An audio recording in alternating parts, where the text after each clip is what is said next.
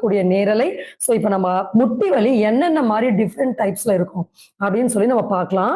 சில போட்டோஸ், சில case studies பத்தி பார்க்கலாம். இப்போ நிறைய பேர் பார்த்தீங்கன்னா இந்த மாதிரி மேல் முட்டி வந்து வீக்கமா இருக்கும், ரெண்டு முட்டியும் ஒரே மாதிரி வீக்கமா இருக்கும். ஸோ இந்த மாதிரி வீக்கம் வரும்போது முட்டி வலி வர்றதுக்கு அதிக வாய்ப்பு இருக்கு. அடுத்து இப்ப நம்ம காமிக்கிறோம், ஒரு முட்டி மட்டும் வீக்கம் வந்துடும். ஸோ மேல் பகுதி ஒரு முட்டி மட்டும் வீங்கிடும். இது வந்து ஆர்த்ரைட்டிஸ் ப்ராப்ளம் இருக்கிறவங்களுக்கு இந்த மாதிரியான ப்ராப்ளம்ஸ் வர வாய்ப்பு இருக்கு.